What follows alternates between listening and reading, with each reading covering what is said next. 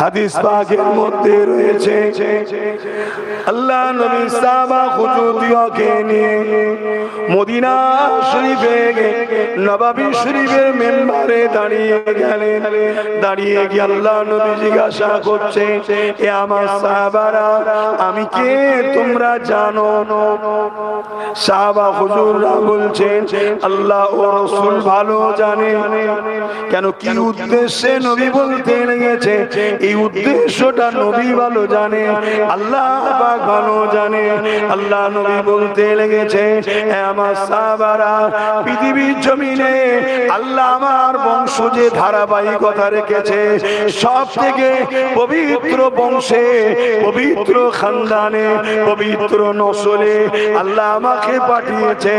এবং তোমার সাল্লাম থেকে শুরু করে আমার আব্বা আব্দুল্লাহ এবং মা হাওয়া থেকে শুরু করে আমার মা আমেনা, এই পবিত্র নসলে আমার পূর্ব পুরুষের মধ্যে প্রতিটা পুরুষ নারী তারা সমস্ত জিহালাত, সমস্ত অন্যায়, সমস্ত বুরাই থেকে আল্লাহ পাক পবিত্র রেখেছিলেন।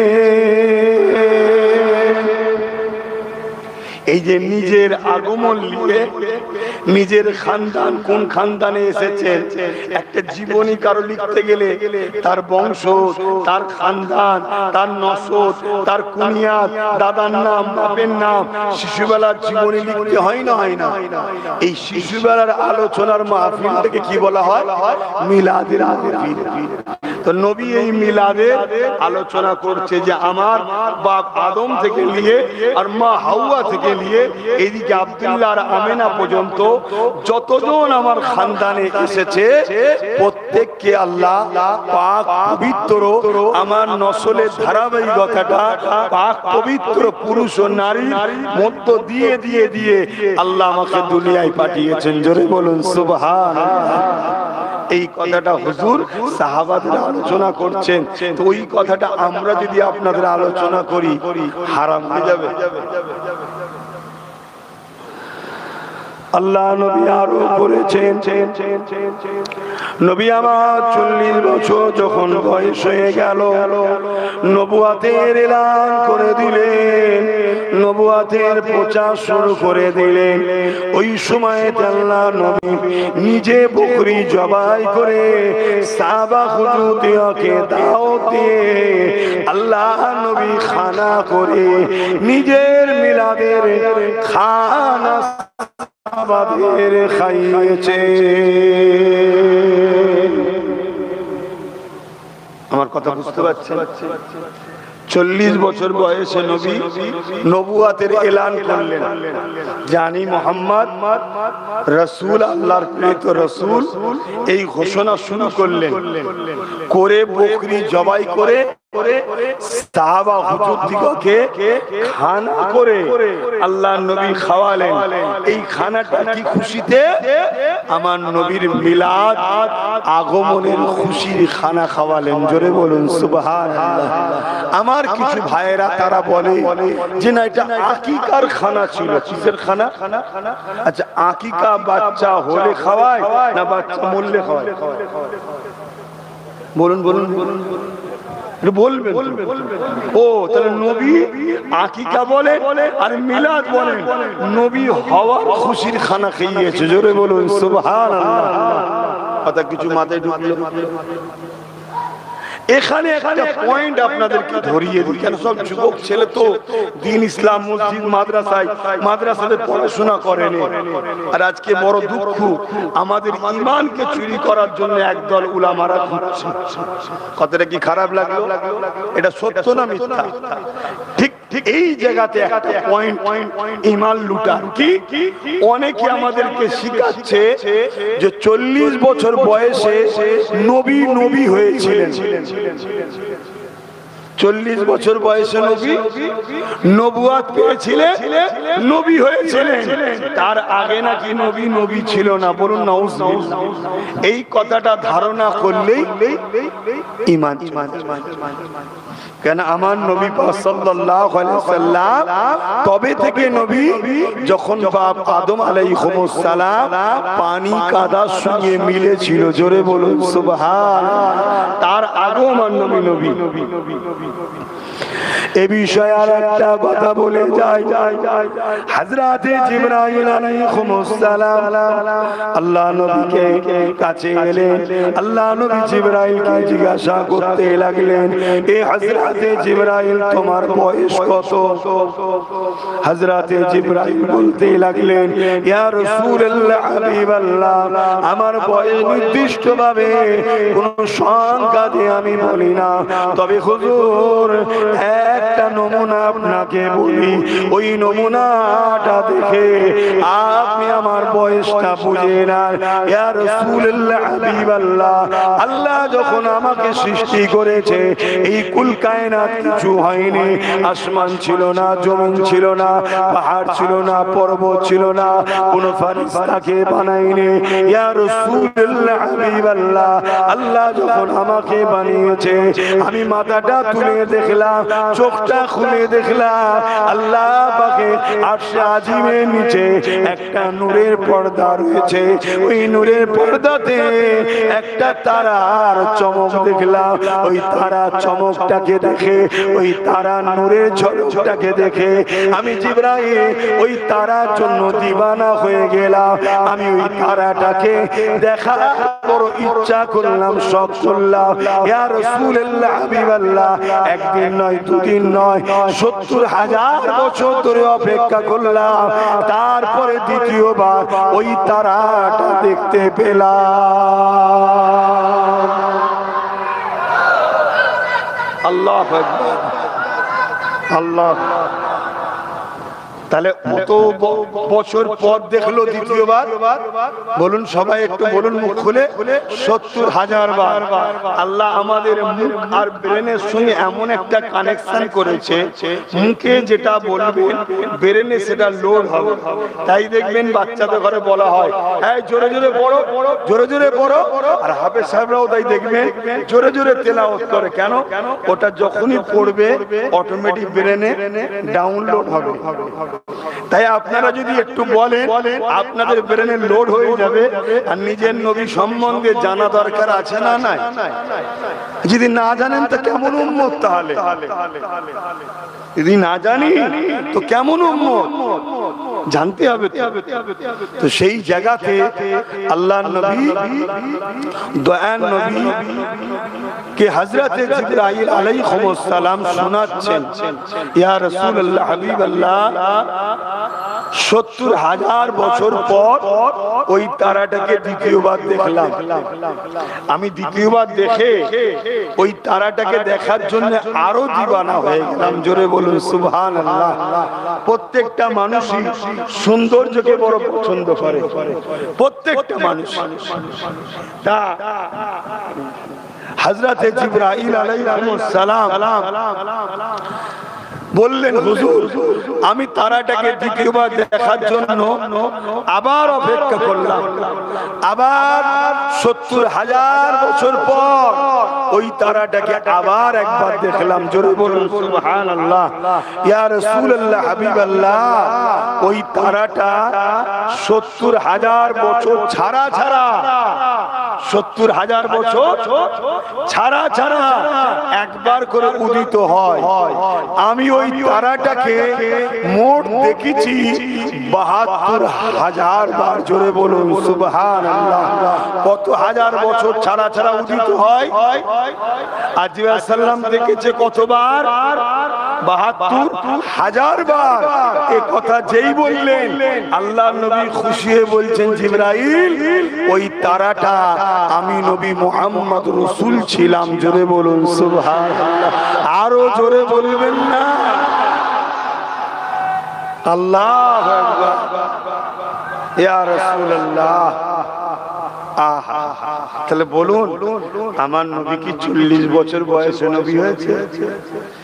এটা গুমরাহি, এটা আমাদের ঈমানকে শেষ করার একটা পরিকল্পনা। আমার নবী 40 বছর বয়সে নবুয়তের এলান করেছে যে আমি মুহাম্মদ আল্লাহর রাসূল, তোমাদের জন্য এসেছি। তার আগে পর্যন্ত এলান করেন, মানুষকে বলেন, কারণ এলানের সাথে সাথে যে মানবে সে হবে জান্নাতি, যে মানবে না সে জাহান্নামী।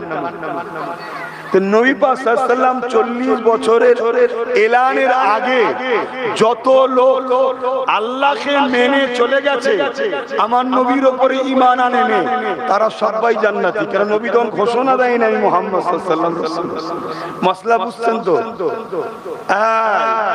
আর আমার নবী পাক সাল্লাল্লাহু আলাইহি ওয়াসাল্লাম এলানের পরে তুমি মুসা নবীর উম্মত থাকো, ঈসা নবীর উম্মত থাকো, জাকারিয়া নবী, ইব্রাহিম নবী, যারই উম্মত হও না কেন, তোমাকে মুহাম্মদ রাসূলের উপরে ঈমান আনতেই হবে। যদি না আনো জাহান্নামী। মাসলাটা বুঝতে পেরেছেন? তাহলে আমার নবী কবে থেকে নবী? যখন কুল কায়নাতে কিচ্ছু ছিল না, আল্লাহ সর্বপ্রথম হুকুম করলেন কুন হো যা ফায়াকুন, সঙ্গে সঙ্গে হয়ে গেল নূরে মুহাম্মদুর রাসূল। জোরে বলুন সুবহানাল্লাহ। সেই নবী পাককে আল্লাহ ভালোবেসে নিজের কুদরতি কাছে রেখে দিয়েছিলেন, শত শেষে পাঠালেন। কেন? এর একটা কারণ আছে। আল্লাহ তো সব থেকে বেশি জানে, কিন্তু আমি আপনাদেরকে একটা জিনিস শোনাচ্ছি যাতে আপনারা বুঝবেন লাস্টে পাঠানোর পিছনে অনেক বড় কারণ আছে। হযরত আপনাদের এলাকায় দেখবেন চাঁদ রাতে মসজিদে ঘোষণা দেওয়া হয়। কি ঘোষণা দেওয়া হয়? চাঁদ উঠেছে, কালকে ঈদে নামাজ হবে। তো ইমাম সাহেব ঘোষণা দেবে। একজন লোক এসে বলল, একজন ব্যক্তি এসে বলল যে চাঁদ উঠেছে, ঘোষণা দিয়ে দেন। চাঁদ উঠেছে, ঘোষণা দিয়ে দেন। ইমাম সাহেব কি জিজ্ঞেস করবে? আপনি কি দেখেছেন? তিনি বলবেন না, শুনেছি। যিনি এসে বলছেন 100% সত্যবাদী বলছি, ইমামও জানে, কিন্তু তারপরও ইমাম একটা দেখাওয়ালা হলে ভালো হতো না? কি গো দেখাওয়ালা হলে ভালো হতো তো? ইমাম একটু অপেক্ষা করছে, বেশাল সত্য। আবার 2-3 জন এসে একসাথে বলছে, ইমাম সাহেব ঘোষণা করে দেন না, কালকে ঈদের নামাজ হবে, চাঁদ উঠেছে। আপনারা কি দেখেছেন? না, শুনেছি। যে 2-3 জন এসে বলছে তারাও আলহামদুলিল্লাহ 100% সত্যবাদী, তারপরও দেখাওয়ালা তো নয়, শোনাওয়ালা। আবার ধরুন 100 জন এসে বলছে ঘোষণা করো চাঁদ উঠেছে। ইমাম সাহেব জানে 100 জন 100% সত্যবাদী, তারপরেও জিজ্ঞেস করছে দেখেছেন না শুনেছেন? না, দেখেছি, শুনেছি, দেখিনি। তারপরও দেখাওয়ালা শোনাওয়ালা এক নয়। কি গো, এক? ঠিক এমন সময় একজন এসে বলল চাঁদ উঠেছে, কালকে ঈদের নামাজ হবে। আপনি দেখেছেন না শুনেছেন? তিনি বলল আমি দেখেছি। আর কি ইন্তজার থাকবে? বলুন, আর থাকবে? ঘোষণা হয়ে গেল কালকে চাঁদ ঈদের নামাজ হবে। এমন সময় 1 লক্ষ লোক এসেছে। ঘোষণার পরে 1 লক্ষ লোক এসেছে। এই ইমাম সাহেব, কালকে ঈদের নামাজ হবে, চাঁদ উঠেছে, ঘোষণা করে। আমরা কিন্তু দেখিনি, শুনেছি।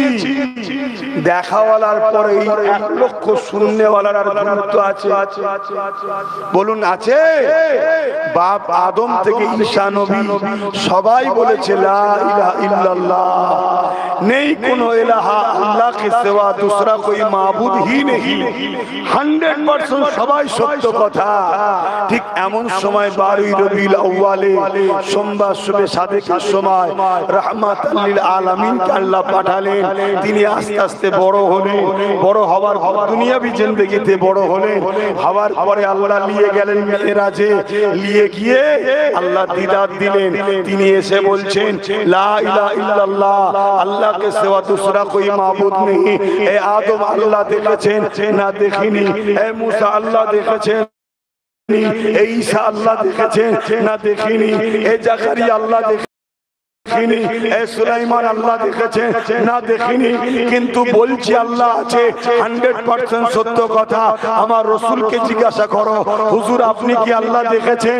আমার নবী বলছে আমি দেখেছি জোরে বলুন সুবহানাল্লাহ এই দেখনে ওয়ালার পরে আরো যদি 1 কোটি এসে বলে আল্লাহ আছে দেখেছেন না শুনেছি আল্লাহ আছে দেখেছেন না শুনেছি দেখনে ওয়ালার পরে শুননে ওয়ালা আসলে মানুষ তখন একটাই কথা বলবে যখন শুননে ওয়ালাদের পিরিয়ড চলছিল তখন আসতে হয় দেখনে ওয়ালার পরে শুননে ওয়ালার আর গুরুত্ব থাকে তাই আল্লাহ দেখনে ওয়ালাকে লাস্টে পাঠিয়েছে শুননে ওয়ালাগুলোকে আগে পাঠিয়ে দিয়েছে আপনারা আগে চলে যান গিয়ে আমার প্রচার করবেন পাশাপাশি জায়গা পরিষ্কার করুন আমার বন্ধুকে পাঠাবো সুন্দর করে সাজান মহল তৈরি করুন আমার বন্ধুর ডাঙ্কা বাজান মুহাম্মদ রাসূলের প্রচারটা করুন সবাইকে বলুন দোনো জাহানের সুলতান আসছে অপেক্ষায় থাকে না আরে হুজুরের পায়ের জুতো ধুলো হতে পেরেছি কি জানি না হুজুরের পায়ের জুতো ধুলো আল্লাহর আরশে উঠেছে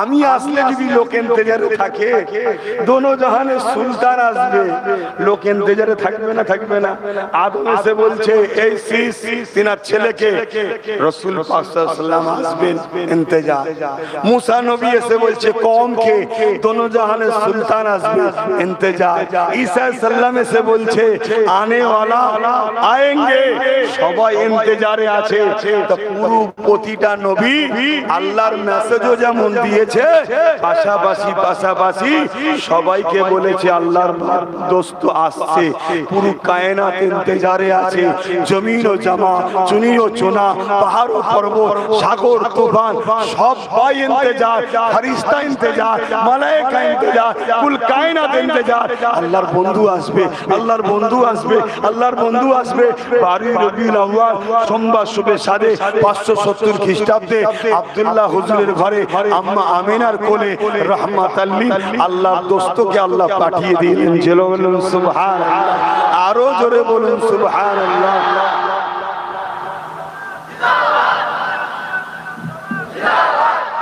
আমার নবী যখনই আসলেন সঙ্গে সঙ্গে আম্মা জান আমেনা বলছেন এই আলোচনাগুলোকে বলা হয় মিলাদের আলোচনা আর যেখানে করা হয় সেখানে বলা হয় মিলাদের আলোচনার মাহফিল আর ঈদ বলা হয় কেন আমরা নবী পেয়ে খুশি না বেজা নবীর আলোচনা শুনে খুশি না বেজা এই জন্য বলা হয় এটা নতুন নয় এই নবী সাহাবা হুজুরদের জিজ্ঞেস করুন না তারা সব উত্তর দেবে তো ভাইরা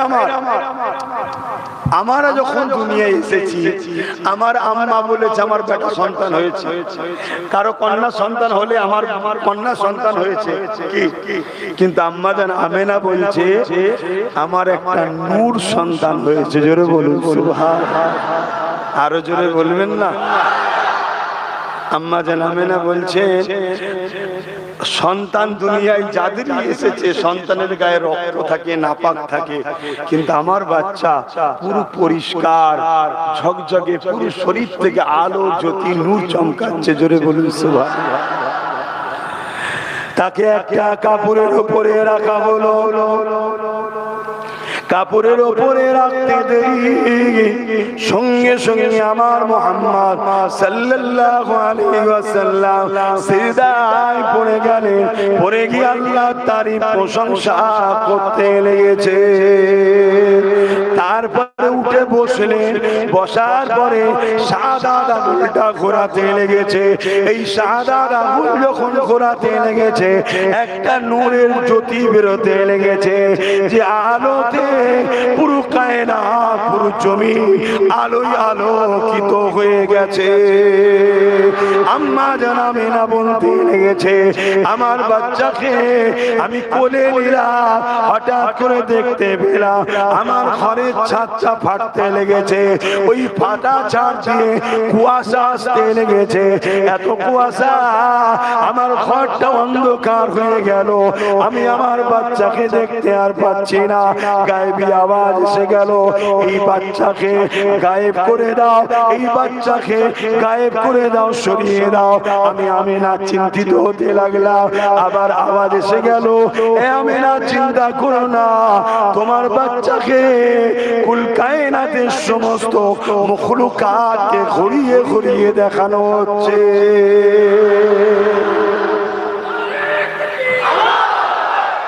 আল্লাহ জিন্দাবাদ, জিন্দাবাদ। আল্লাহ।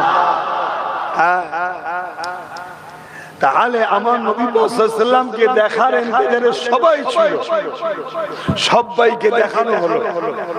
আর দেখানো শুধু হয়নি, তিনার নাম ধরে চেহারা দেখিয়ে মাকাম দিয়ে সবাইকে জানানো হয়েছে এটাই হলো সেই মুহাম্মদ সাল্লাল্লাহু আলাইহি ওয়াসাল্লাম, যার কথা 1 লক্ষ মতান্তর 2 লক্ষ নবী রাসূল প্রচার করেছে, যাকে দেখার জন্য কুল কায়নাতের সবাই তোমরা ইন্তজারে ছিলে। ইনি হলেন সেই মুহাম্মদ সাল্লাল্লাহু আলাইহি ওয়াসাল্লাম। জোরে বলুন সুবহানাল্লাহ।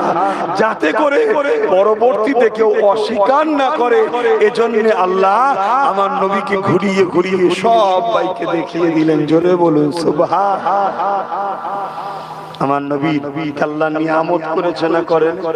বলে এই কথা কোনো শুনে কি মনে হচ্ছে? নিয়ামত তো, আল্লাহর নিয়ামত তো এটা নাকি? আল্লাহর নিয়ামতের চর্চা করতে, আলোচনা করতে, প্রচার করতে কে বলেছে? বলুন বলুন। আল্লাহ তো নিজে বলেছে। তাই তো এটা প্রচারের মাহফিল আমাদের, আল্লাহর নিয়ামতের শুকরিয়া আদায় করার মাহফিল আমাদের। শুকরিয়া আদায় করছি প্রচারের মাধ্যম দিয়ে। বুঝে আসছে তো? কেন আখিরি জমানা নবীর মিলাদের মাহফিল বানাতে অনেক রকম বাধা হচ্ছে। আমার নওজোয়ান তরুণেরা, আমার বাপেরা, ভাইরা, মায়েরা, বোনেরা, আল্লাহ নবীর আম্মা জান বলতে লেগেছে, আমার বাচ্চাকে আমি আমার কোলের মধ্যে আবার পেয়ে গেলাম। আমি অবাক হয়ে গেলাম। আমার বাচ্চার নূরেতে আমার চোখের পর্দা সরে গেল। আমি শাম দেশের প্রাসাদ পর্যন্ত দেখতে পেতে লেগেছে। শুধু এটা নয়, আম্মা জান আমিনা বলতে লেগেছে, আমি দেখতে লাগলাম রাত হয়ে এসেছে, আকাশের তারকারাজি গুলো আসমানে প্রতিদিন ফোটে। ওই আকাশের তারকাগুলো আসমান থেকে আমার ঘরের দিকে নেমে আসতে লেগেছে এবং আমার ঘরের ছাদ বরাবর এসে সেগুলো সুন্দর করে সেজে দাঁড়িয়ে গেছে। এই জন্য আমরাও একটু লাইট টাইট লাগাই। শুনছেন তো নাকি? উদ্দেশ্য কি? যাতে সৌন্দর্য লাগে। সৌন্দর্য আমাদের যুবকগুলো আসে, বাচ্চাগুলো আসে, এসে বসবে, আর তাদেরকে ওই সুযোগে আমরা নবীর কথা শোনাবো, ওদের দিলে নবীর প্রেম দেবো। এটাই উদ্দেশ্য। কথা বুঝে আসছে? আমার নওজোয়ান তরুণেরা, আমার নবী পাকের প্রেমিকেরা, আল্লাহ নবী চাচা যান হযরত আব্বাস রাদিয়াল্লাহু তাআলা, তিনার একটা রায়াতের কথা আপনাদেরকে বলি। তিনি বলতে লেগেছেন, আল্লাহ নবী নূহ নবীকে শোনাতে লেগেছেন, ইয়া রাসূলুল্লাহ, হাবিবাল্লাহ, আপনার যখন মিলাদ হয়েছিল, আপনি যখন দুনিয়ায় আগমন করেছিলেন, রাত যখন হয়ে যায় আপনাকে খোলা আকাশের নিচে শুইয়ে দেওয়া হয়েছে, আপনি দুলনাতে দুলতেছিলেন।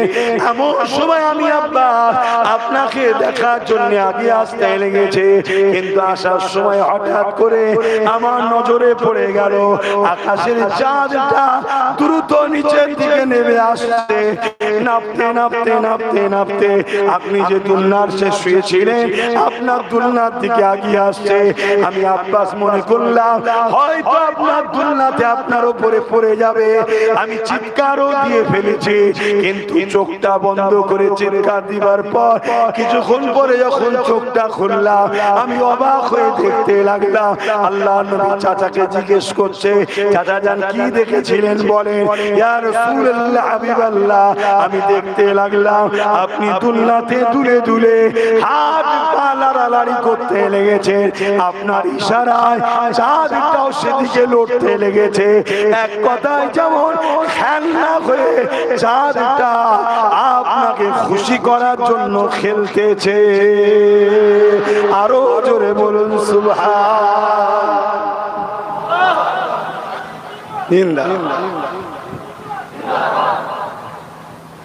এই যে আমার ভাই বললেন বিশ্ব নবী দিবস, এই কথাটাকে আমি ভুল বলবো না, কিন্তু আদবের দিক দিয়ে আবার একটু মিস্টেক। আমরা বাংলায় সবাই বিশ্ব নবী বলে ফেলি, আর এটা এত হারে প্রচার হয়েছে বা এমন চর্চা হয়ে গেছে, আমরা সবাই বিশ্ব নবী বলে ফেলি। সম্মানের স্বার্থেই বলে, অসম্মান করার জন্য কেউ বলে, তাই তো নাকি? কিন্তু খেয়াল করে বলুন তো, আমার নবী কি বিশ্ব নবী? বিশ্ব বলতে আমরা কি বুঝি? এই পৃথিবীটা। তাহলে আমার নবী কি শুধু পৃথিবীর নবী? আমার নবী তো কুল কায়নাতের নবী। জোরে বলুন সুবহানাল্লাহ। তাহলে বিশ্ব বললে একটু ছোট জায়গা হয়ে যায়। কি একটা নেতা, একটা এলাকার এমএলএ, আর এলাকার এমপি একটু বড় এলাকা, মুখ্যমন্ত্রী আরেকটু বড় এলাকা, প্রধানমন্ত্রী আরেকটু বড় এলাকা। আর আমার নবী দোনো জাহানের সুলতান। জোরে বলুন সুবহানাল্লাহ। এই দোনো জাহানের নবী, কুল কায়নাতের নবী। জোরে বলুন সুবহানাল্লাহ। আমি কাউকে তুমি খারাপ নিলে না তো, আমি তোমার ছোট করছি না, এটা আমাদেরও মুখ দিয়ে কখনো বেরিয়ে যায়, হ্যাবিট হয়ে গেছে। মানে এতই চর্চা হয়েছে বাংলাতে বিশ্বনবী বিশ্বনবী বিশ্বনবী, দিয়ালে টিয়ালে সব জায়গাতে, এটা আমাদের একটা হ্যাবিট হয়ে গেছে। কিন্তু হ্যাবিটটাকে আমাকেও চেঞ্জ করতে হবে, আমাদেরকে চেঞ্জ করতে হবে। কেন আমার নবী বিশ্ব নবী বললে একটু ছোট জায়গা হয়ে যাচ্ছে। আমার নবী বিশ্ব নবী নয়, আমার নবী দোনো জাহানের নবী, কুল কায়নাতের নবী। জোরে বলুন সুবহানাল্লাহ। ভাই আমার আপনারা শুনতে চাইলে আমি বলবো, আপনারা কি শুনতে চাইছেন? আমি তো কিছু বুঝতে পারছি। এই তো মেরেছে আমায়। তো ভাই আমার নবী পাক সাল্লাল্লাহু আলাইহি ওয়াসাল্লাম কে আল্লাহ শ্রেষ্ঠ নিয়ামত করেছে, যে রাসূল না হলে আমরা কিছুই পেতাম না। আরেকটা জিনিস আপনাদেরকে বুঝাই, রমজান মাসে একটা রাত আছে, যে রাতটা বড় নিয়ামত পূর্ণ রাত। ওই রাতটার নাম কি বলবেন তো সবাই? কদরের রাত, লাইলাতুল কদর। সেই লাইলাতুল কদরের ফজিলত কত? এক রাত ইবাদত করলে হাজার মাসে বলুন ইবাদতের সওয়াব হয়। কেন ভাই এই রাতটা এত কদর? এই রাতের এত ফজিলত কেন বলবেন তো? এই রাতে আল্লাহর কোরআন নাজিল হয়েছে। জোরে বলুন সুবহানাল্লাহ। তাহলে যে রাত্রিরে নিয়ামতপূর্ণ জিনিস আছে, যে রাত্রিরে গুরুত্বপূর্ণ জিনিস আছে, যে রাত্রিরে আল্লাহর পক্ষ থেকে নিয়ামত আছে, ওই রাত বড় ফজিলতপূর্ণ রাত হয়, তাই তো নাকি? তাই লাইলাতুল কদরের ফজিলত এত, এক রাতের ইবাদত 100 বছর হাজার মাসে ইবাদতের নেকি হয়। জোরে বলুন সুবহানাল্লাহ। কারণ কোরআন এসেছে। বলুন তো ভাই, কোরআন কি আমরা পেতাম নবী না আসলে? একটু হাঁকি না বলবেন কেন? আমাদের নেতার আলোচনা হচ্ছে, প্রত্যেকে আনন্দ তো নাকি? এটা খুশি মনে কথা বলতে হবে। এটা অন্য কারো আলোচনা নয়, আপনার আমার সবার নেতার আলোচনা হচ্ছে। তাহলে কোরআনটাও পেতাম না, রমজান মাস পেতাম না, লাইলাতুল কদর পেতাম না, হাজার মাসের ইবাদতের ফজিলত পেতাম না, কিছুই পেতাম না, ইসলাম পেতাম না, যার জন্য আদম নবী থেকে শুরু করে ঈসা নবী সমস্ত নবীদেরকেও আল্লাহ বানিয়েছে, কুল কায়নাত বানিয়েছে। সেই নবী যেদিন আসছে সেই দিনের ফজিলত আছে না নাই? আর কদরের জন্য, কোরআন নাজিলের জন্য পুরো রোজার গুরুত্ব বেড়ে গেছে, পুরো রোজার মাসের ফজিলত বেড়েছে। জোরে বলুন সুবহানাল্লাহ। তাহলে মুহাম্মদ সাল্লাল্লাহু আলাইহি ওয়াসাল্লাম যে মাসে এসেছে, নবী আসাতে পুরো মাসের গুরুত্ব বেড়েছে না? এগুলো বুঝতে হবে। হিংসা থাকলেই ঝগড়া হতে পারে, হিংসা না থাকলে কখনো নবীর উম্মত হয়ে নবীর আগমনের মাসকে ছোট ভাবে দেখার ইচ্ছা প্রকাশ করতে পারে না। সেজেছে নবীর উম্মত, কিন্তু ভেতরে ঈসা মুসাকে বাড়াবার লক্ষ্য। সেজেছে নবীর উম্মত, ভেতরে ভেতরে ঈসা মুসা উজাইর আলাইহিস সালামের দিকে মানুষকে নিয়ে যাবার পরিকল্পনা করছে। ঈসাইয়াতের প্রচার, ইহুদিবাদের প্রচার, এই ষড়যন্ত্রে একদল আলেম ওলামারা করছে। যারা দেখবেন ঈসা নবীর ওখিয়া খুব ঘুরিয়ে ঘুরিয়ে বলে যে ঈসা নবী কবরের ধারে গিয়ে ডেকেছে, মুর্দা জিন্দা হয়ে গেছে। জোরে বলুন সুবহানাল্লাহ, আরো জোরে বলুন সুবহানাল্লাহ।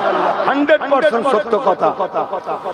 কিন্তু তুমি এই কথা বলাতে তোমার মুখে খুশি হলো, আর আমার নবী পাক সাল্লাল্লাহু আলাইহি ওয়াসাল্লাম তার সাহাবীর বাড়ি খেতে গেছে, দুটো বাচ্চা জানেন তো নাকি ইন্তেকাল করেছিল। আল্লাহ নবী বাচ্চাগুলোকে বলল মেহমান এসেছে, আর বাচ্চা দুটো কাপড় ঝাড়তে ঝাড়তে উঠলো, পরবর্তীতে বড় হলো, নবীর হাতে হাত দিয়ে বায়াত হয়ে সাহাবী হলো, বিয়ে করলো, সন্তান হলো, দীর্ঘ বছর বাঁচার পরে আবার ইন্তেকাল করলো। জোরে বলুন সুবহানাল্লাহ। এই আলোচনাটা করতে তোমার বুকে ব্যথা হয় কেন? এটা একটু ভাবা দরকার আছে না? তুমি ঈসা নবীর আলোচনা করেছো, আলহামদুলিল্লাহ। ঈসা নবীর দ্বারাও যেটা ঘটেছে ওটা আল্লাহর কুদরত, পাওয়ার আল্লাহ। মুহাম্মদ রাসূলের দ্বারাও যেটা ঘটছে ও পাওয়ারটাও আল্লাহর। কিন্তু তুমি আমার নবীর বেলায় শোনাতে চাও না কেন? না, মানুষকে ঈসা নবীর দিকে অ্যাটাক করো, মানুষকে উজাইর নবীর দিকে নিয়ে যাও। 100 বছর ইন্তেকালের পরে আবার দ্বিতীয়বার আল্লাহ তেনাকে সৃষ্টি করেছিলেন, হায়াত দিয়েছিলেন, জান দিয়েছিলেন। জোরে বলুন সুবহানাল্লাহ। সত্য কথা, কোরআনের কথা, ভালো কথা। কদমে আব্বাস সিদ্দিকীর জানমাল কুরবান, তিনি নবী। যারা পরিমাণ কোন নবী সম্বন্ধে দিলের মধ্যে যদি খারাপ ধারণা আছে, সঙ্গে সঙ্গে কাফের হয়ে যাবে। কেন? ঈমানটা কি? আমানতু বিল্লাহি ওয়া মালাইকাতিহি ওয়া কুতুবিহি, তারপরে কি? ওয়া রাসূলিহি। রাসূল ঈমানে কি এক বছর না বহু বছর? সব রাসূলের উপর ঈমান আনতে হবে। জোরে বলুন সুবহানাল্লাহ।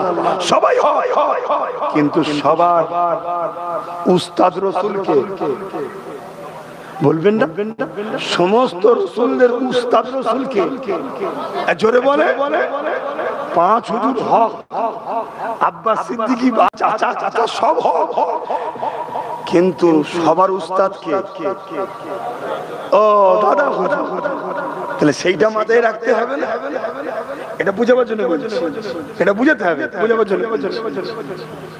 তা আমাদের কাছে সব নবী রাসূল পয়গম্বর সবাই ভালোবাসার জিনিস, সবার উপরে আমরা ঈমান এনেছি, কিন্তু সবাই মুহাম্মদ রাসূলুল্লাহর উপরে ঈমান এনেছে। জোরে বলুন সুবহানাল্লাহ। যেমন 4টে ইমাম, ইমাম শাফি, ইমামে মালিক, ইমামে হাম্বল, ইমামে আযম আবু হানিফা, নুমান বিন সাবিত। বলুন ইমামে আযম 4টেই তো ইমাম, 4টেই তো হক, কিন্তু ইমামে আযমটা কে? বলবেন তো সবথেকে বড় ইমাম কে? ইমামে আযমটা কে? বলছেন ইমামে আজম কে? আবু হানিফা। শোনো, ইমাম শাফিও হলেন ইমামে আজম, ইমামে মালিকও হলো ইমামে আজম, ইমামে হাম্বলও হলো ইমামে আজম, আর ইমামে আবু হানিফাও হলো ইমামে আজম। আমাদের কাছে চারটি ইমামে আজম। ইমাম শাফি, ইমামে মালিক, ইমামে হাম্বলের কাছে ইমামে আজম হলো ইমামে আবু হানিফা। জোরে বলুন সুবহানাল্লাহ। আমাদের কাছে চারটি ইমামে। কথা কিছু মাথায় ঢুকছে?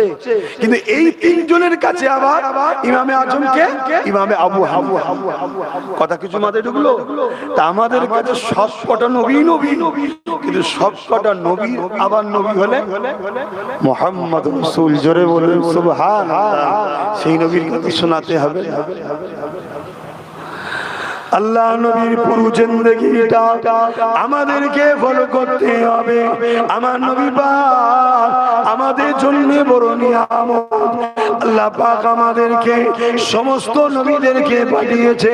কোন নবী পাঠিয়ে আল্লাহ পাক দুনিয়ার মানুষকে বলেন, কোন কিতাবে বলেন যে আমি রাসূল পাঠিয়ে মানুষ জাতি ইনসানিয়াতের কাছে আমি বড় ইহসান করলাম। এটা কিন্তু আল্লাহ পাক বলেন।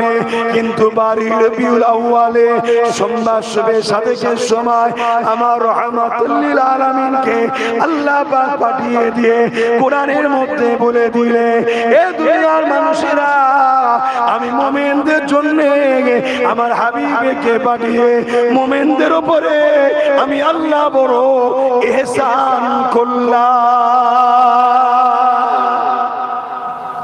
তাহলে এটা বুঝতে হবে প্রত্যেকটা নবী ইনসাফ ইনসানিয়াতের জন্য আল্লাহর নিয়ামত না নিয়ামত না?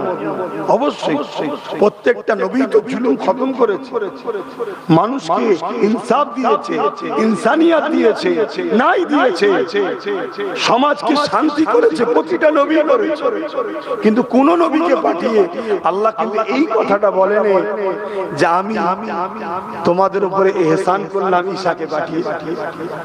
সুলাইমান নবী, মুসা নবী, দাউদ নবী, জাকারিয়া নবী কে পাঠিয়ে আমি ইহসান করলাম, এটা আল্লাহ বলুন বলেন।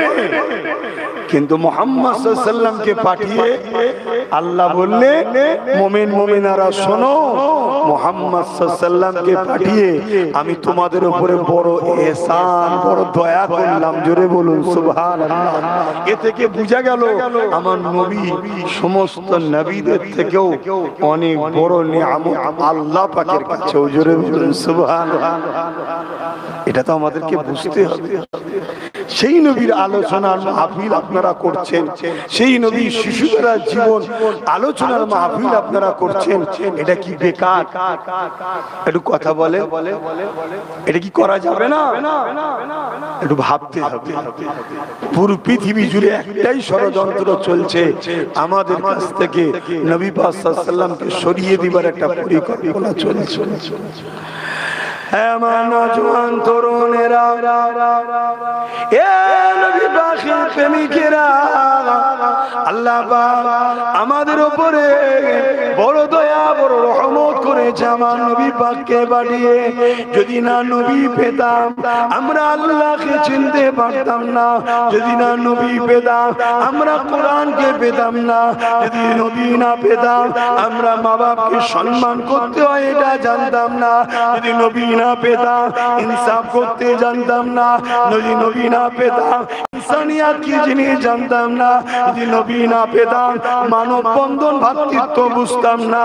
আল্লাহ নবী দুনিয়া জমিনে এসে আমাদেরকে ন্যায় সত্যের রাস্তা দেখিয়েছে, ইনসাফ ইনসানিয়াতের রাস্তা দেখিয়েছে। আমার নবী পাক এসে আমাকে আপনাকে আল্লাহ পাককে চিনিয়েছেন। এর চেয়ে বড় আর কি চাই? আমরা আল্লাহকে চিনিয়েছি। না হয় দেখুন, যারা আমার নবীকে মানে না তারা কি আল্লাহ পায়?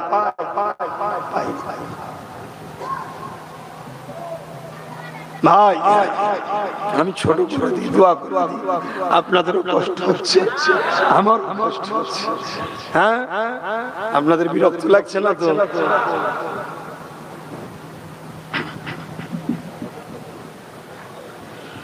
তো তো ভাই আমার নবী পাক সাল্লাল্লাহু আলাইহি সাল্লামের আম্মা জান বলছেন, আমার নবী পাকের চাচা জান তিনি নবীর সামনে দাঁড়িয়ে নবীকে নবীর মিলাদের আলোচনা শুনিয়েছে। জোরে বলুন সুবহানাল্লাহ। আর কিছু তাহলে আমরা নবীর উম্মতকে সাহাবী হযরত আব্বাস হুজুরের সুন্নাত অনুযায়ী নবীর উম্মতকে নবীর মিলাদের আলোচনা শোনাই। জোরে বলুন সুবহানাল্লাহ। কেউ যদি ভুল করে অবশ্যই সেই ভুলটাকে ভুল বলা হোক, কেউ যদি নিষেধ করে একটা ভুলকে রুখার জন্য নিষেধ করাটা এটা তো কেন্দ্রীয় সরকারের মতো কাজ। কথাটা ভুল বললাম কেন, একটা কথা মনে পড়ে গেছে, আমি উদাহরণটা দিই। তাহলে কেন্দ্র সরকার কি বলছে, ওয়াকাফ বোর্ডে নাকি অমুসলিমকে ঢুকাতে হবে। কেন না, ওয়াকাফ নাকি তসনাস হচ্ছে, চুরি হয়ে যাচ্ছে। তো চুরি হওয়ার জন্য অমুসলিমকে ঢুকানো বা নিজেরা দখল করে নেওয়া, এটা কি যুক্তিসঙ্গত কথা? চুরি হলে চোর ধরো, চুরি হলে চোর ধরো, কিন্তু আমার ওয়াকাফকে নিয়ে নেবে বলছো কেন? তা কেউ যদি ভুল করে ভুলটার বিরুদ্ধে বলো, তাহলে নবী দিবস বন্ধ হয়ে যাবে না বলছো? এতে তো কেন্দ্র সরকারের লোক মনে হচ্ছে। কিন্তু আমার কথা কি ভুল হলো নাকি? এসব আনারই উত্তর নয়। কেউ যদি কবরে সেজদা করে, কেউ যদি কবরকে নিয়ে শরিয়ত বিরোধী কাজ করে, তুমি তার বিরুদ্ধে বলো, সেটাকে বন্ধ করো। 100% অন্যায় অন্যায়, কিন্তু তা বলে এমন তো নয় যে কবর জিয়ারত করে হারাম করতে হবে। এটা কি উচিত হবে? আমার দুটো ছেলে, একটা ছেলে বদমাইশি করেছে, একটা ছেলে বদমাইশি করেছে, এই বলে কি আমি ভালো ছেলেটাকে ভাবতে পারবো? এটা কি যুক্তি হয়? তাহলে যারা মাহফিল তৈরি করে নবীর উম্মতকে আলেমদের দিয়ে দাওয়াত করিয়ে শরিয়াতি ভাবে বসে, মেয়ে ছেলেরা মেয়ে ছেলের জায়গায় বসবে, মা বোনেরা বাপ ভাইয়েরা প্রকাশ্য বসবে, বসে সিরাতুন নবীর আলোচনা যেমন হয় মিলাদুন নবীর আলোচনা করবে, এতে বিরোধিতা করা কি উচিত হবে? ভাই বিরোধী হচ্ছে কেন? তাহলে জানতে হবে এরা আমার নবীর রিসালাতটাকে মিটাতে চাইছে। রিসালাত নবীর আগমনী যদি মানুষকে ভুলিয়ে দেওয়া যায়, নবীর আগমনের আলোচনায় যদি ভুলিয়ে দেওয়া যায়, নবী কবে এসেছে যদি মানুষকে ভুলিয়ে দেওয়া যায়, তবেই আস্তে আস্তে এদের কাছে নবীকেও ভুলিয়ে দেওয়া যাবে। একটা মানুষ এসেছে যদি প্রমাণ না থাকে, তাহলে তার রিসালাতটা থাকে কি করে? কথা কিছু বুঝতে পারছেন তো নাকি? না বেকার বকছি মনে হচ্ছে? কেন আপনারা অনেক বুঝদার, অনেক লোক হয়ে গেছে। বাপেরা, নওজোয়ান তরুণেরা, আল্লাহ নবী চাচা জান হযরত আব্বাস রাদিয়াল্লাহু তাআলা তিনি আরেক তারিখে এলাকার মানুষদিগকে দাওয়াত দিলেন। এলাকার মানুষদিগকে দাওয়াত দিয়ে একটা মজলিস তৈরি করলেন, আলোচনার মাহফিল করলেন। আমরা যে মিলান আলোচনার মাহফিল করলেন, ওই মাহফিলে হযরত আব্বাস রাদিয়াল্লাহু তাআলা নবী পাকের চাচা জান তিনি এমন করে এলাকার মানুষের সামনে আল্লাহ নবী শিশুবেলার আলোচনা করছে। এই আমার প্রতিবেশীরা আমার নবী যখন আসবে, রাত আল্লাহ পাকের কাছে ফরিয়াদ করেছিল, ও রব্বি আল্লাহ পাক আপনার হাবিবকে আমার ভাগে পাঠান। দিন আল্লাহ পাকের কাছে ফরিয়াদ করেছিল, ও রব্বি আল্লাহ পাক আপনার হাবিবকে আমার ভাগে পাঠান। এই দুনিয়ার মানুষেরা, আমার প্রতিবেশীরা, আল্লাহ নবী দুনিয়া জমিনে আসবে। আম্মা আমি জানে, আম্মা আমিনার রেহেমে রয়েছে। আম্মা আমিনা বলতে লেগেছে, এক এক রাত্রিরে এক একটা নবী আলাইহিস সালাম গো, আমি আমিনা আমার খবে দিদার হতে লেগেছে।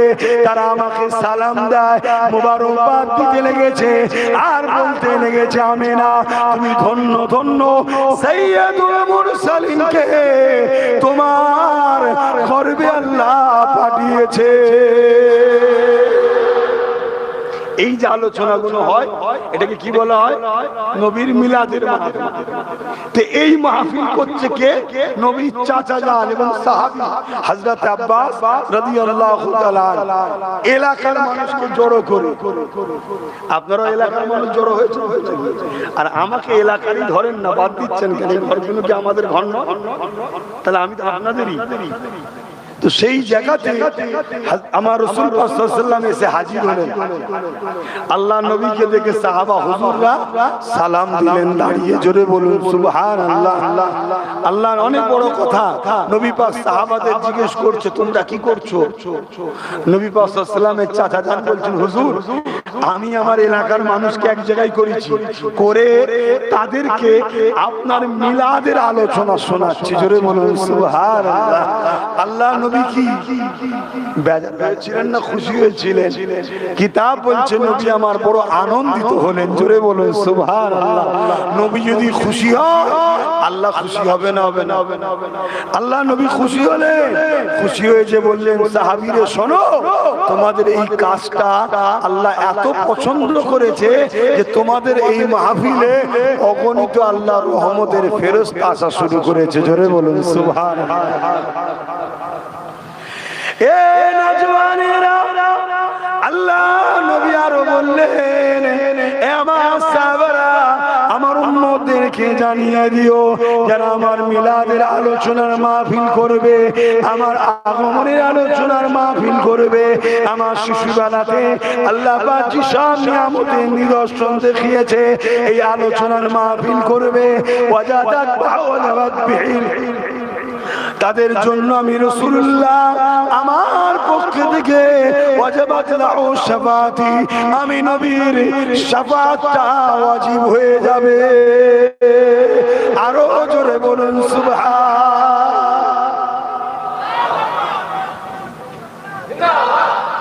আজ আমার ভাইরা হালকা বয়সের ছেলেগুলো দেখুন সব বসে বসে নবীর মিলাদের আলোচনা শুনছে না শোনেন? কিন্তু মাথায় টুপি নেই, পরনায় প্যান্ট শার্ট, এবং ভুল আছে না? না। কিন্তু নবী পাক সাল্লাল্লাহু আলাইহি ওয়াসাল্লাম বলছে নামাজ সাফা। একটা হাস্যকর মধ্যে চিন্তা হতে পারে এই মনে কি করে পরিবর্তন হবে, এদেরকে মসজিদে পাওয়া যায় না। মসজিদে পাওয়া যায় না দোষটা নবীর মিলাদের নয়, ছোট বাপমা দোষ। বাপমা ছোটবেলাতে তালিম দেয়নি তাই তো মসজিদে পাওয়া যায়নি। এতে মিলাদের পিছনে লাগার কি আছে? যেখানে যাই হবে, যেমন হুজুরদের দোষ, মৌলী সাহেবদের দোষ, আর ঠিক ঠিক ধর্মের ব্যাপারে কেউ যদি কিছু করে সব নবী নবী করলে হবে। আমি নামাজ পড়িনি এটা আমার ভুল, কিন্তু নবী নবী করছি ওটা আমার ঠিক। যদি নামাজও না পড়ি, নবী নবী না করি, তাহলে দুটো ভুল, ঠিক না? ঠিক। তাহলে এই ছেলেটা করছে না কেন? তোমার ছেলেটা নামাজ পড়ছে না কেন? তাহলে দোষটা আমাদের গোড়াই হয়েছে। অর্থাৎ ছোটবেলা থেকে যে তালিম দিতে বলেছে আমরা দিতে পারিনি। কিন্তু নবী বলছে আমার মিলাদের মাহফিল যারা বানাবে তাতে বসে আমার আলোচনা শরীয়ত সম্মত ভাবে, তাদের জন্য আমার শাফাআত ওয়াজিব হতে পারে। তো এই ছেলেগুলো নবীর মিলাদে বসছে, তো হুজুরের কত মিস যাবে না? এই মিস যাবে, তাহলে হুজুরের দোয়া পাবে, আল্লাহর রহমত হবে। এই ছেলেগুলো আগামী দিন নামাজি হবে, হাজি হবে, টুপিওয়ালা হবে, দাড়িওয়ালা হবে। ওই হুজুরের শাফাআত পাওয়ার উপযুক্ত আল্লাহ বানাবে। জোরে বলুন সুবহানাল্লাহ। আরো জোরে বলুন সুবহানাল্লাহ। তুমি তো আল্লাহ আল্লাহ জিন্দাবাদ জিন্দাবাদ জিন্দাবাদ। তাহলে আজকে আমরা উলামা, আমরা পীর সাহেব, আমরা বাপ মা আমাদের যুব সমাজকে নামাজি বানাতে পারিনি। এটা আমাদের অন্যায়, এটা আমাদের ব্যর্থতা, এটা বাপ মার ব্যর্থতা। কিন্তু এরপরেও ছেলেগুলো যাত্রায় না গিয়ে, ফাংশনে না গিয়ে, জুয়াই আড্ডায় না গিয়ে, সিনেমায় না বসে একটা সুন্দর করে প্যান্ডেল করে কিছু লাইটিং লাগিয়ে মানুষজনকে প্রচার করে, আমি নাই মূর্খ মানুষ ছাড়েন, অনেক জায়গায় ভালো ভালো আলেম আছে, তাদেরকে নিয়ে এসে নবীর একটু আলোচনা হবে, বসে বসে ছেলেগুলো শুনবে। এই মিলাদুল নবীর বিরোধী করা কি কোনো যুক্তিসঙ্গত হলো? এই হচ্ছে না, হয় না? হ্যাঁ, কেউ যদি ওই ডিজে বক্স বাজিয়ে বাড়াবাড়ি করে, তুমি তার বিরুদ্ধে 100 বার বলো, আমিও তার বিরুদ্ধে। তারা আমার নবীর দিনকে অপমান করছে, তারা আমার নবীকে অপমান করছে। যেমন আজকে আমরা দেখছিলাম ফটোতে কিছু কিছু জায়গায় ব্যানার তৈরি করছে, ব্যানার তৈরি করে ঈদে মিলাদুন নবী লিখে সেখানে দুনিয়ার বেঈমান নেতাকে মাথায় টুপি দিয়ে তুলে দিয়েছে। এটা নাই না অন্যায়? তো এর বিরুদ্ধে বলো না দেখি যে তুমি কেন রাজনীতির নেতাদের ঘরে তুললে? ও তার বিরুদ্ধে ফতোয়া দেবে না কেন? ওখান থেকে আমার মাল পানি আসে। শুনছেন তো নাকি? এদের উদ্দেশ্য একটাই, যেমন আমাদেরকে বেঈমান বানাবো, আর কিছু না। কেন বেঈমান যদি আমরা হয়ে যাই, এরা এদের মিশনে সাকসেসফুল। এদের মিশন কি? এদের মিশন হলো এরা মানুষের প্রভু হবে। এরা মানুষের প্রভু হবে। যেমন ফেরাউন হয়েছিল, নমরুদ হয়েছিল, সাদ্দাত হয়েছিল, আবু জেহেল হয়েছিল, উতবা হয়েছিল, এজিদ হয়েছিল। এদেরও মিশন মানুষের প্রভু হব। আর ইমানদার সংখ্যা যদি কমও থাকে, এরা যতদিন থাকবে এই দুনিয়ায় মানুষের প্রভু হওয়াটা সহজ ব্যাপার নয়। আমরা জীবন দিয়ে হলো জালিমদের জুলুমের সাম্রাজ্য মিটিয়ে দিয়ে আল্লাহর জমিনে আল্লাহর রাজত্ব চলবে। জোরে বলুন সুবহানাল্লাহ। কথা কি আমার ভুল হলো নাকি?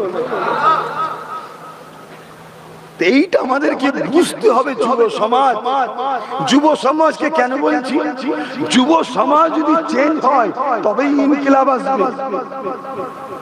যদি মুরব্বি দিয়েই সব হয়ে যেত, তাহলে আল্লাহ নবী মাওলা আলী শেরে খোদাকে ডাকতো না যে ইসলামের জিহাদের ময়দানে ঝান্ডাটা তোমার হাতে থাকবে। কেন? আলী, হযরত মাওলা আলী যুবক ছিল। হযরতে তালহাকে ডাকছে কেন? তারা যুবক ছিল। যুবকরা একটা পাহাড়কে ডিঙিয়ে চলে যাবে। মাফ করবেন, মুরব্বিরা একসময় যুবক ছিলেন। আপনি একটা পাহাড় তো দেওয়ার কথা, একটা দেয়াল টপকাতে গেলে আপনি হাঁপিয়ে দিকে বসে রয়েছে। খারাপ নিলেন নাকি মুরব্বিরা? আরে একটা দিন আপনি তো যুবক ছিলেন। এই জন্য যুব সমাজকে নবীর সঙ্গে জুড়তে হবে। নবীর সঙ্গে জুড়লে যুব সমাজ দেখবেন কারো কাছে বিক্রি হবে না, কারো দালালি করবে না, কারো হাতে খোরাক হয়ে যাবে না। যুবক একটাই কথা বলবে, তুমি যেই হও, মুসলিম হও, হিন্দু হও, যেই হও, তুমি ভালো কাজ করলে তোমার সাথে আছি। কেন? আমার মুহাম্মদ রাসূল বলেছে, যে ভালো কাজ করবে তার সাথে থাক, যে অন্যায় করবে তার বিরুদ্ধে থাক। তাহলে এই সমাজে অন্যায় করবে আর আমাদেরকে কেউ কিনে নেবে, এই স্বপ্নটা তাদের বাস্তবায়ন হবে। এজন্য আমাদেরকে নবী থেকে সরাচ্ছে। হুজুরের আলোচনা বন্ধ করো। মসজিদ গুলো এত মসজিদ 52 সপ্তাহে একটা বছর। আমার আব্বারা শুনছেন তো? 52 সপ্তাহে আমি কি কারো বিরুদ্ধে বলছি? আপনাদের মনে হচ্ছে নাকি? আমি নবীর পক্ষে অবশ্যই বিরুদ্ধে বলছি যারা নবীর দুশমন। নবীর দুশমনদের বিরুদ্ধে বললে আপনারা কি আমাকে অপছন্দ করবেন? কথা বলুন। যদিও অপছন্দ করেন, আপনাদের সঙ্গে আমার থাকা সম্ভব না। আমি আপনাদের ছাড়তে রাজি, রাসূল ছাড়তে রাজি না। ক্লিয়ার কথা? কেন? আপনারা আমার কিছু উপকারও করতে পারবেন না, ক্ষতিও করতে পারবেন না, কিন্তু আমার নবী ছেড়ে দিলে আমার সব ক্ষতি, আর আমার নবী থাকলে আমার সবটাই উপকার। জোরে বলুন সুবহানাল্লাহ। এটা আপনাদের জন্য, এটা আপনাদের জন্য। আমায় ছেড়ে দিলে আপনাদের আমি ক্ষতিও করতে পারবো না, উপকারও করতে পারবো না, কিন্তু রাসূল ছেড়ে দিলে সব ক্ষতি, থাকলে সবটাই লাভ। জোরে বলুন সুবহানাল্লাহ। শুধু আমার জন্য, এটা আপনাদের জন্য। এইরকম আকীদা ঠিক করুন, এরকম মজবুত হন। তো ভাইরা আমার, 52 সপ্তাহে এক বছর, তাহলে 52টা জুম্মা হয় মসজিদে। আপনারা তো জুম্মার নামাজ কমসে কম পড়তে যান নাকি? আমার কথা মিলিয়ে নেবেন। 52 জুম্মা হয়। কত সব বক্তব্য হয়, কত আলোচনা হয়, নামাজের আলোচনা, রোজার আলোচনা, হজের আলোচনা, দাড়ি টুপি পাক পবিত্র হক হালাল সব আলোচনা হয়, হবে 100 বার হবে। ইসলামটা তো সবকিছু নিয়ে, কিন্তু যে নবীর জন্য ইসলাম, যার জন্য ইসলাম পেলাম, সেই নবীর আলোচনা মসজিদে হয়। নবীর শান কত, নবীর মাকাম কত, নবীকে আল্লাহ কত ভালোবাসে, নবীর কত ইজ্জত দিয়েছে, নবীর কত পাওয়ার আছে, নবী যাকে বলবে জান্নাতি সেই জান্নাতি, আলোচনা হয়। কেন হয় না ভাই? আপনারা তো বলছেন আমার নবীর ওয়ারিস, তাহলে আপনি ইমাম কেন করছেন না? না, এটা একটা প্ল্যান চলছে, নবীর থেকে উম্মতকে সরিয়ে দাও। নবী চিনাওনি, আমার কথা কষ্ট হলো। তাহলে কেউ যদি না করে থাকে তার কোটা দরকার আছে না? কেউ যদি না করে থাকে, রাগ না করে, ঝগড়া না করে, তা তো করা উচিত। এখানে যদি কোন দলের লোককে নিয়ে আসে, কোন দলের লোককে নিয়ে আসে, সেই তার দলের লোক দাঁড়িয়ে কি বলবে? তার নেতার প্রচার করবে, তাই তো নাকি? বলুন বলুন, করবে না করবে না? সে যে দলই হোক, সে যে দলই হোক, সে দাঁড়িয়ে যতক্ষণ থাকবে কি করবে? তার নেতার প্রচার করবে। আমার নেতা গরিবদের এই করে, আমার নেতা ব্রিজ করে, আমার নেতা রাস্তা করে, আমার নেতা এই করে, আমার নেতা এই করে। কেন প্রচার করবে ভাই? আদৌ হয়তো করেনি, তারপরে কেন করবে ভাই? উদ্দেশ্য একটাই, যতজন মানুষ আছে সবাই যদি আমার নেতার প্রশংসা শুনে, আমার নেতার সঙ্গে জিত রয়ে যায়, তাহলে আমাদের লাভে লাভে লাভে লাভে লাভে। কথা বুঝে আসছে না? তাহলে ভুলের রাস্তায়, দুনিয়ার স্বার্থের রাস্তায় তারা যখন তার নেতারই প্রচার করে যাচ্ছে, উদ্দেশ্য নেতার সঙ্গে জুড়ে দাও। আর আমার আল্লাহ যাকে বলেছে ইন্নাকা লাআলা খুলুকিন আযীম, সবথেকে উত্তম চরিত্রওয়ালা হলো মুহাম্মদ রাসূলুল্লাহ। জোরে বলুন সুবহানাল্লাহ। আল্লাহ যার সম্বন্ধে বলেছে তোমাদের জন্য লাকাদ কানা লাকুম ফি রাসূলিল্লাহি উসওয়াতুন হাসানা, সবথেকে উত্তম মডেল হলো মুহাম্মদ রাসূলুল্লাহ, যার সঙ্গে জুড়তে আল্লাহ বলেছে, যার কোনো খুঁত নাই, যার কোনো ভুল নাই, যে কোনো ভেজাল নাই, যার মধ্যে কোনো রকম কলঙ্ক নাই, কোনো দাগ নাই, যার মধ্যে সর্বদিক দিয়ে সর্ব বিষয়ে 100% সবটাই নিরাপদ, শান্তি 100% সলিড, সেই মুহাম্মদ রাসূলের পক্ষে আমরা উলামা দাবি করি। আমরা নবীর মেম্বারে দাঁড়িয়ে নবীর কথা প্রচার করি না কেন? একটা প্রশ্ন থাকবে না? থাকবে না? নেতার প্রচার করলে কি লাভ হয়? আজকে আমেরিকা বলছে আমরা চেয়েছিলাম ইসলামকে আমেরিকা থেকে মুছে দেবো, তারা বলছে বলুন বলুন বলুন, আমেরিকা ক্ষমতা তাদের হাতে, নেতা তারা, প্রশাসন তাদের, তারা কি বলছে? আমরা চেয়েছিলাম আমেরিকা থেকে ইসলামকে মুছে দেবো। পুরো ইউরোপ দুনিয়া বলছে, ব্রিটেন থেকে শুরু করে যত দেশ আছে ইউরোপ দুনিয়ায়, আমরা এই এশিয়া মহাদেশে যেমন আমরা আছি, ইউরোপ দুনিয়া বলছে আমরা চেয়েছিলাম ইউরোপে ইসলামকে রাখবো না, মুছে দেবো। কিন্তু আজ আমরা বলতে বাধ্য হচ্ছি, তারা বলছে, আমার কথা নয়, তাদের কলম, তাদের মিডিয়া, তাদের লোক কি বলছে? আগামী 40-45 মধ্যে ইউরোপ দুনিয়া আমেরিকা সহ সংখ্যাগুরু হবে ইসলাম অর্থাৎ মুসলমান। জোরে বলুন সুবহানাল্লাহ, আরো জোরে বলে। কারণ কি? কারণ হিসেবে তারা বলছে আমাদের যুবক যুবতীরা নেটেতে মোহাম্মদ রসুলের জীবনী পড়তে পড়তে পড়তে পড়তে মোহাম্মদ রসুলকে লিডার বলে মেনে নিচ্ছে। জোরে বলুন সুবহানাল্লাহ। আজ আমার ঘরের ছেলেটা প্যান্ট শার্ট পরেছে, আমার ঘরের ছেলেটা সুদ খেচ্ছে, বদমাশি করছে, মারপিট করছে, খুনোখুনি করছে, একটাই কারণ এদেরকে নবী দিতে পারিনি। এদের সঙ্গে যদি নবীকে জুড়ে দিতাম, এরা যদি নবীকে চিনতে পারতো যে আমাদের নেতা এটা বাকি কেউ নয়, ইনি হলো আমাদের সরদার, তার আমি উম্মত, সে আমার জন্য মদিনায় আজও কাঁদছে, এদের দিলটা একদিন ভাঙতো, এদের দিলটা একদিন কাঁদতো। এবং মদিনাওয়ালাও বারবার হুজুরের গোলামি করছি আমরা বসে বসে, বারবার নবীর কথা শুনে সুবহানাল্লাহ বলছি, আল্লাহু আকবার বলছি, মজলিসে বসে বসে দরুদ পড়ছি। ওই দরুদ তোমার পক্ষ থেকে পৌঁছানো হচ্ছে, সে প্যান্ট শার্টওয়ালা হোক, দাড়ি চাচা হোক, যেই হোক, দরুদ যে পড়ে তার দরুদ কবুল কবুল করা হয়। জোরে বলুন সুবহানাল্লাহ। পৃথিবীতে একটাই জিনিস দরুদ সালাম, নামাজ রোজা পড়া হয় কবুল হয় কি জানি না, হজ করা হয় কবুল হয় কি জানি না, কিন্তু দরুদ যেই পড়ে আল্লাহ সঙ্গে সঙ্গে কবুল করে। জোরে বলুন সুবহানাল্লাহ। তা নবী পাকের কাছে দরুদ পৌঁছানো হচ্ছে একদিন, দুদিন, 3 দিন, 4 দিন, 5 দিন। তোমার ওই গ্রামের ছেলেটা মিলাদুল নবীতে, সিরাতুল নবীতে, যে কোনো জায়গায় বসে বসে নবীর কথা শুনেছে, নবীর শান বুঝেছে, দরুদের ফজিলত বুঝেছে, দরুদ পড়ছে, বারবার দরুদ যাচ্ছে, বারবার দরুদ যাচ্ছে। একদিন কামলিওয়ালা ফারিস্তাকে বলবে, কে সে আমার উম্মতটা কন্টিনিউ আমায় দরুদ পাঠাচ্ছে, পর্দা উঠিয়ে দেবে, হুজুরের কারাম হয়ে যাবে। দেখবে আমার উম্মত তো বড় পাপী, আল্লাহর কাছে ফরিয়াদ করে, আল্লাহ ও আমায় ভালোবাসাকে হিদায়াত করে দেন। বলুন আমার নবীর দোয়া কি মিস যাবে? তাহলে আমার ছেলেরা পরিবর্তন হবে না, কি মানে? আজ আমরা উম্মতকে কোন জায়গায় নিয়ে গেলাম? উম্মতকে নবীর থেকে সরিয়ে দিলাম।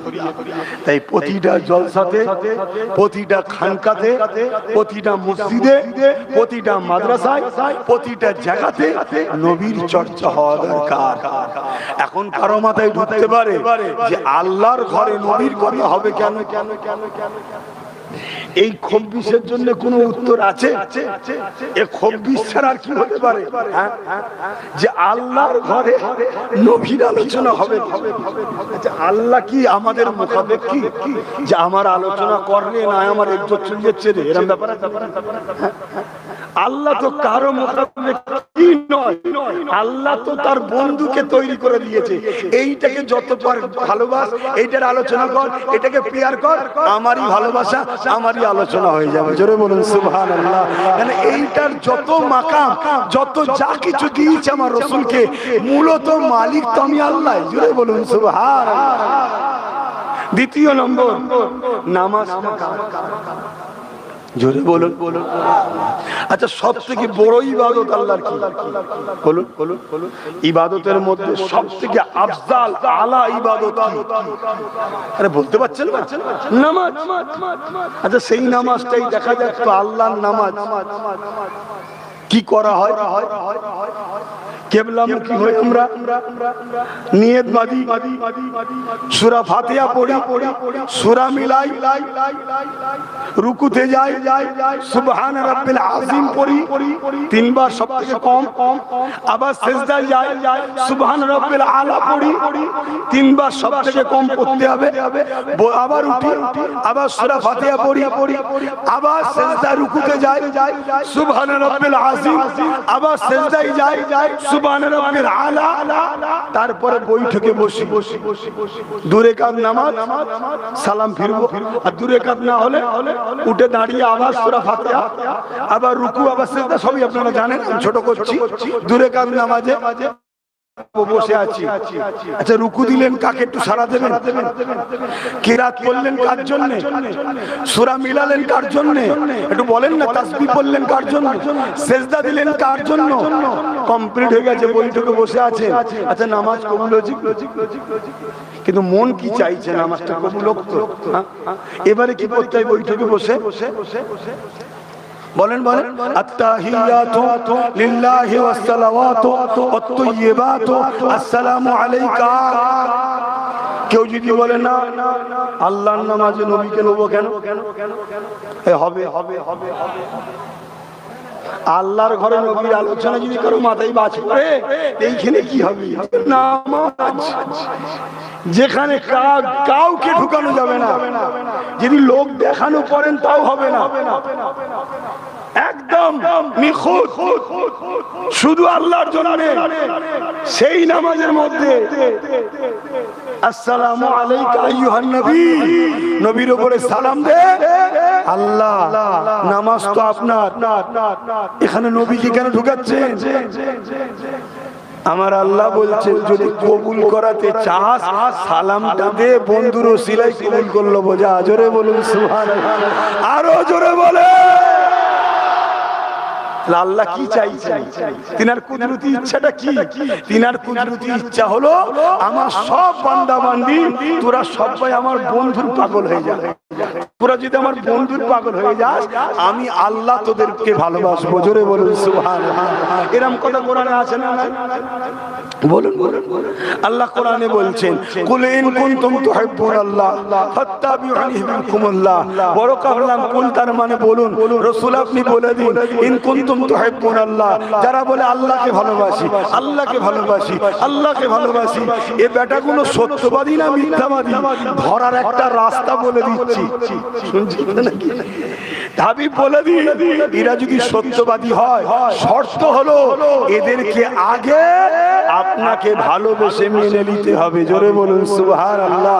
আপনাকে ভালোবেসে যদি ইক্তেদা করে, মেনে নেয়, অনুসরণ করে নেয়, ইউহিব্বুকুমুল্লাহ, আমি আল্লাহ তাদেরকে ভালোবাসবো। জোরে বলুন সুবহানাল্লাহ।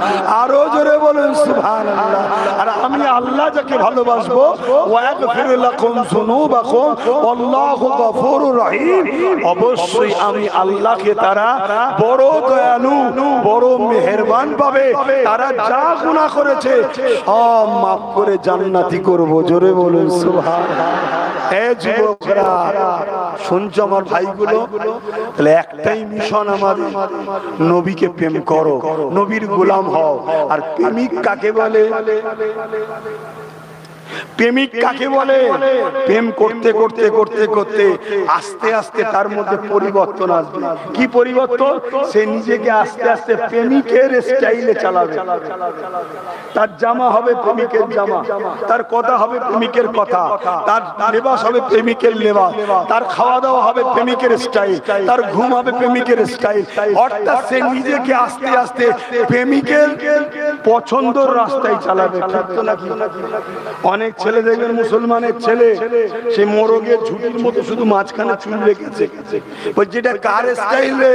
বলছে মর্জিনার স্টাইল। ওই কি রোনাল্ডিনি হো না কি আছে খেলোয়াড়, ও নাকি একবার নাকি এরকম চুল কেটেছিল, বলছে ওই স্টাইল। কেন? ওকে আমি ভালোবাসি। তুই মুসলমানের ছেলে হয়ে ইসলামের দুশ্মনকে ভালোবেসে তার মতো চুল রাখলি, তুই যদি নবীর প্রেমিক হো সত্যিকারে, আস্তে আস্তে তোর মধ্যে পরিবর্তন আসবে না? আসবে না? তাই প্রেমিকের প্রথম শর্ত হলো ঘুরতে ফিরতে দরুদ করতে হবে। কি করতে হবে? জোরে বলো। দরুদ হলো হুজুরের সঙ্গে মহব্বতের তারকে জোড়ে, যে ভাষাটা আপনারা বুঝবেন। এই দরুদ হলো সিলসিলা, মহব্বতের চলার রাস্তা। দরুদ দ্বারা হুজুরের সঙ্গে প্রেমের সম্পর্ক তৈরি হয়। দরুদ সালাম, দরুদ সালাম। এবারে দরুদ পড়তে পড়তে পড়তে পড়তে অটোমেটিক দিল থেকে একটা অ্যাট্রাকশন আসবে। অনেক সময় দরুদ পড়তে পড়তে দেখবে, তোমরাই দেখবে, মিলিয়ে নিও, তোমাদের চোখ দিয়ে হুজুরের জন্য পানি বেরোবে। মনটা হবে যে আমার নবী কত কষ্ট করেছিল, আমার নবী আমাদের জন্য মার খেয়েছিল। তোমাদের মনে হবে যুবক, তোমাদের মনে হবে আমার নবী মদিনায় আজও কাঁদছে। তোমাদের মনে হবে এটা করতে লাগে না, অটোমেটিক হবে। এইটা যখনই হবে তখন দেখবে তোমাকে মসজিদে আর ডাকতে হবে না, তুমি অটোমেটিক যাচ্ছ। তোমাকে আর গান থেকে সরাতে হবে না, অটোমেটিক সরছো। তুমি বুঝতেই পারবে না তুমি কখন আল্লাহর ওলি হয়ে গেছো। জোরে বলুন সুবহানাল্লাহ। একটা দিন তোমার দ্বারা এমন ঘটনা ঘটে যাবে, তুমি আশ্চর্য হয়ে যাবে। হয়তো তোমার সামনে একটা কোনো গরিব লোককে দেখেছো, তাকে দেখে তোমার মধ্যে দয়া হয়েছে, আহা লোকটা অসুস্থ, আল্লাহ সুস্থ করে দাও। পরেক্ষণ শুনছো ওই লোকটা ভালো হয়ে গেছে, তুমি বলেছো ওটা কানেকশন হয়ে গেছে। জোরে বলুন সুবহানাল্লাহ। কেন? এখন তুমি হুজুর হয়ে গেছো, তোমার কথা আল্লাহ নেবে। বুঝছো আমার ভাইরা? হুজুরের সঙ্গে জোড়ো, হুজুরকে প্যার করো। যারা হুজুরের নয়, যেখানে হুজুরের আলোচনা নাই, সে পৃথিবী বিখ্যাত মুফতি হয়েছে, আমি কি করবো রে বাপ? শয়তান কি কম বড় আলেম ছিলেন? তা আমি কি করবো? যেখানে হুজুর আছে, সে মনি সাহেব যদি ছোট হয়, আমি তার সাথে। কথা ক্লিয়ার তো নাকি ভাই? আয় এখন একটু সালাম দেবো, তারপর একটু দোয়া করবো। আসেন নবী সালাম। বড় ভাই